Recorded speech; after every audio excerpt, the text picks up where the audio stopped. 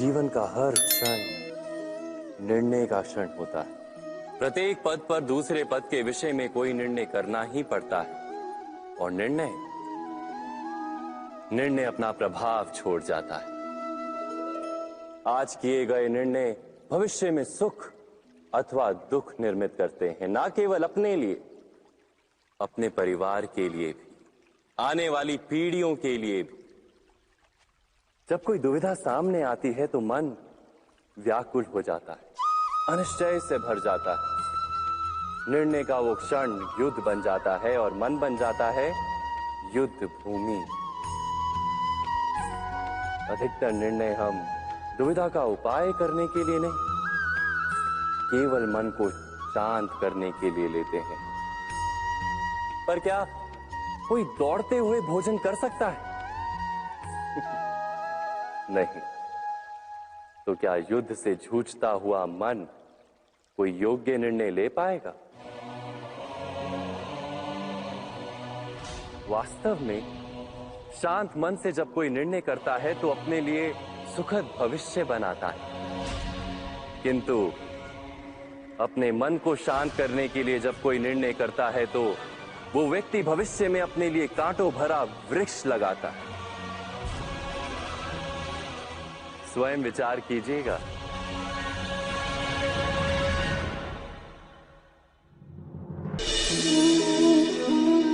मनुष्य के हृदय में भय का साम्राज्य रहता है सदा। कभी संपत्ति के नाश का भय, कभी अपमान का भय, कभी अपनों से छूट जाने का भय। इसीलिए भय का होना सबको स्वाभाविक ही लगता है। क्या कभी विचार किया है, जो स्थिति अथवा वस्तु भय को जन्म देती है, क्या वहीं से वास्तव में दुख आता है? नहीं, ऐसा तो कोई नियम नहीं। और सबका अनुभव तो यह बताता है कि भय धारण करने से भविष्य के दुख का निवारण नहीं होता। भय केवल आने वाले दुख की कल्पना मात्र ही है। वास्तविकता से इसका कोई संबंध नहीं है। तो क्या ये जानते हुए भी कि भय कुछ और नहीं, केवल कल्पना मात्र ही है, इससे मुक्त होकर निर्भय बन पाना क्या बहुत कठिन है? अवश्य विचार कीजिएगा। पूर्वजों की इच्छा, आशा, महत्वाकांक्षा, क्रोध, बैर, प्रतिशोध, यही सब आने वाली पीढ़ी की धरोहर बनते हैं। माता पिता अपनी संतानों को देना तो चाहते हैं समस्त विश्व का सुख, पर देते हैं अपनी पीड़ाओं की संपत्ति। देना चाहते हैं अमृत, पर साथ ही साथ विष का घड़ा भी भर देते हैं। आप विचार कीजिए, आपने अपनी संतानों को क्या दिया आज तक? अवश्य प्रेम, ज्ञान, संपत्ति आदि दिए, पर क्या साथ ही साथ उनके मन को मैल से भर देने वाले पूर्व ग्रह नहीं दिए? अच्छे बुरे की पूर्व निर्धारित व्याख्याएं नहीं दी? व्यक्ति का व्यक्ति के साथ, समाजों का समाजों के साथ, राष्ट्र का राष्ट्र के साथ संघर्ष क्या इन्हीं पूर्व ग्रहों से निर्मित नहीं होते? हत्या, मृत्यु, रक्तपात क्या इन्हीं पूर्व ग्रहों से नहीं जन्मते?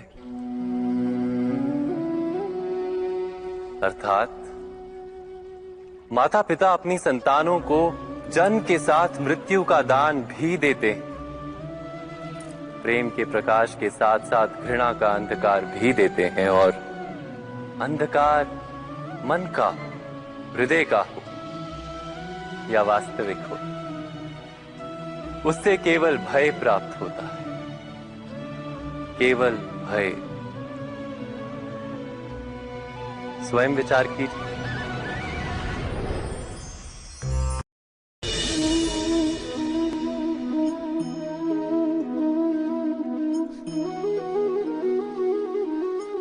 जगत में प्रत्येक व्यक्ति को किसी ना किसी प्रकार की निर्बलता अवश्य होती है। जैसे कोई बहुत तेजी से दौड़ नहीं पाता तो कोई अधिक भार नहीं उठा पाता, कोई असाध्य रोग से पीड़ित रहता है तो कोई पढ़े हुए पाठों को स्मरण में नहीं रख पाता। ऐसे अनेकों उदाहरण और भी हैं। क्या आप किसी ऐसे व्यक्ति को जानते हैं जिसे सब कुछ प्राप्त हो और हम जीवन की उस एक निर्बलता को जीवन का केंद्र मानकर जीते हैं? इस कारणवश हृदय में दुख और असंतोष रहता है सदा।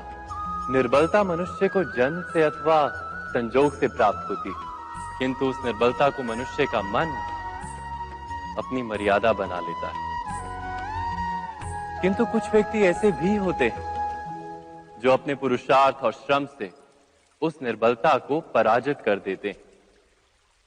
क्या भेद है उनमें और अन्य लोगों में? क्या आपने कभी विचार किया है? सरल सा उत्तर है इसका। जो व्यक्ति निर्बलता से पराजित नहीं होता, जो पुरुषार्थ करने का साहस रखता है हृदय में, वो निर्बलता को पार कर जाता है। अर्थात निर्बलता अवश्य ईश्वर देता है, किंतु मर्यादा मनुष्य का मन ही निर्मित करता है। स्वयं विचार कीजिए।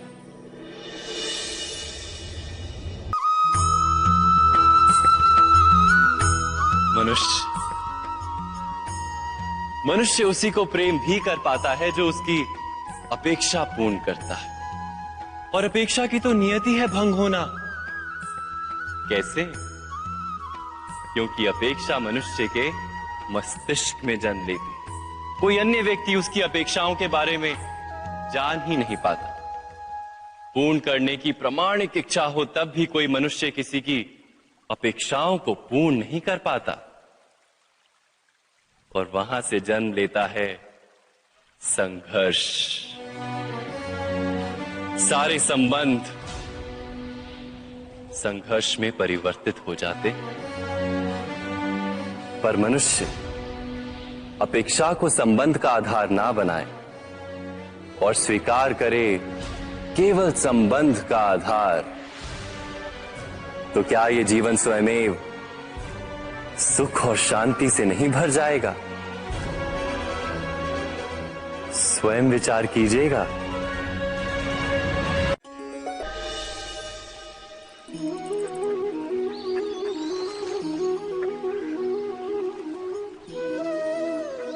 समय के आरंभ से ही मनुष्य को एक प्रश्न सदा पीड़ा देता है कि वो अपने संबंधों में अधिकतम सुख और कम से कम दुख किस प्रकार प्राप्त कर सकता है।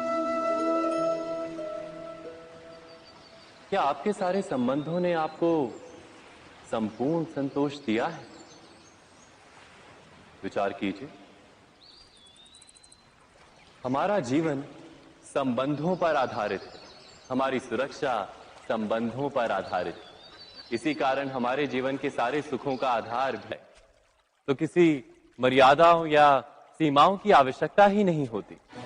अर्थात जिस प्रकार स्वीकार किसी संबंध का देह है, क्या वैसे ही स्वतंत्रता किसी संबंध की आत्मा नहीं? स्वयं विचार कीजिए।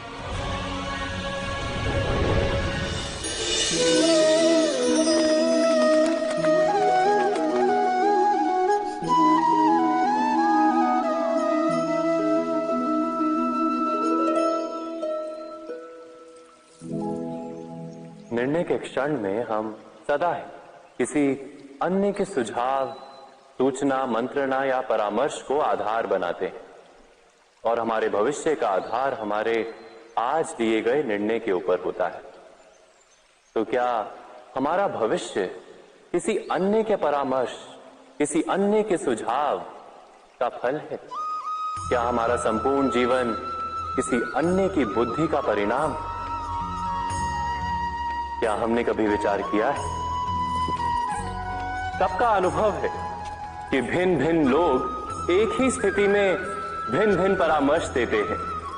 मंदिर में खड़ा भक्त कहता है कि दान करना चाहिए, और चोर कहता है यदि अवसर मिले तो इस मूर्ति के श्रृंगार चुरा। धर्म से भरा हृदय धर्ममय सुझाव देता है और अधर्म से भरा हृदय अधर्म का परामर्श देता है। धर्ममय सुझाव का स्वीकार ही मनुष्य को सुख की ओर ले जाता है, किंतु ऐसे परामर्श का स्वीकार करना तभी संभव होता है जब हृदय में धर्म हो।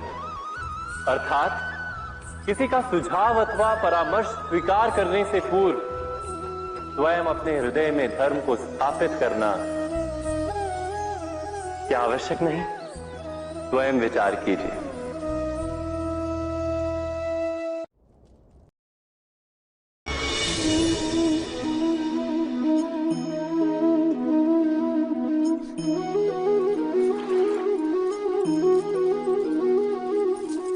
पिता सदा ही अपने संतान के सुख की कामना करते, उनके भविष्य की चिंता करते रहते।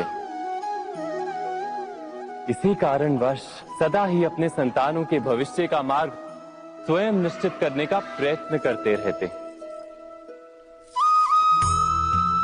जिस मार्ग पर पिता स्वयं चला है, जिस मार्ग के कंकर पत्थर को स्वयं देखा है, मार्ग की छाया, मार्ग की धूप को स्वयं जाना है, उसी मार्ग पर उसका पुत्र भी चले, यही इच्छा रहती है हर पिता की। निसंदेह उत्तम भावना है ये, किंतु 3 प्रश्नों के ऊपर विचार करना हम भूल ही जाते। कौन से प्रश्न? प्रथम प्रश्न, क्या समय के साथ प्रत्येक मार्ग बदल नहीं जाते? क्या समय सदा ही नई चुनौतियों को लेकर नहीं आता? तो फिर बीते हुए समय के अनुभव नई पीढ़ी को किस प्रकार लाभ दे सकते हैं? दूसरा प्रश्न, क्या प्रत्येक संतान अपने माता पिता की छवि होता है? हाँ, संतानों को संस्कार तो अवश्य माता पिता देते हैं, किंतु भीतर की क्षमता तो ईश्वर देते हैं। तो जिस मार्ग पर पिता को सफलता मिली है, विश्वास है कि उसी मार्ग पर उसकी संतानों को भी सफलता और सुख प्राप्त होगा।